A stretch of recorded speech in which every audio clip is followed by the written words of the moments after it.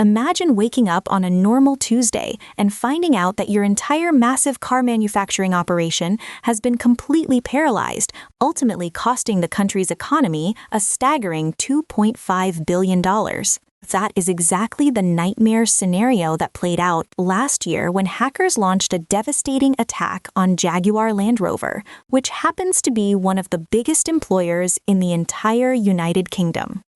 This was not just a minor glitch or a temporary server outage. This hack literally halted vehicle production for months on end. The ripple effects were so incredibly severe and damaging that the government actually had to step in and bail the company out with a massive payment of £1.5 billion, which roughly translates to around $2 billion. For the longest time, nobody publicly knew exactly who pulled this off. There were endless rumors and speculation floating around the cybersecurity world, but no hard facts. However, the New York Times just dropped a major report, citing sources very close to the ongoing investigation, revealing that the hackers responsible for this massive breach were actually Russian. What makes this story even more complex is that the authorities are still trying to figure out the exact nature of this group. Were they taking direct orders from Vladimir Putin's government? Or were they just an independent gang of highly skilled criminals?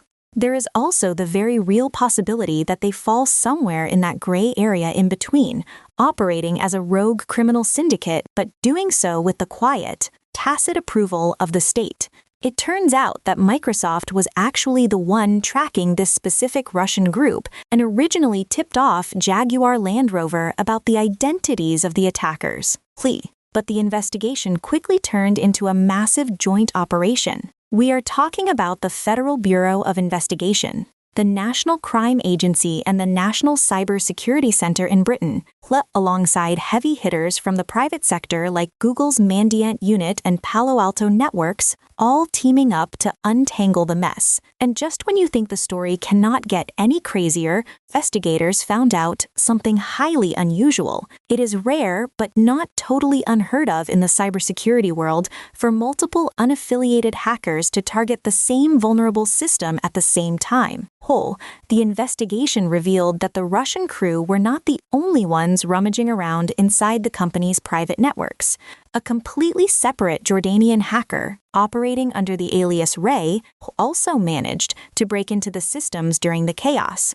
It just goes to show how incredibly vulnerable even the largest, most well-funded corporations can be when their digital walls are breached, turning a simple car company into an international digital battleground.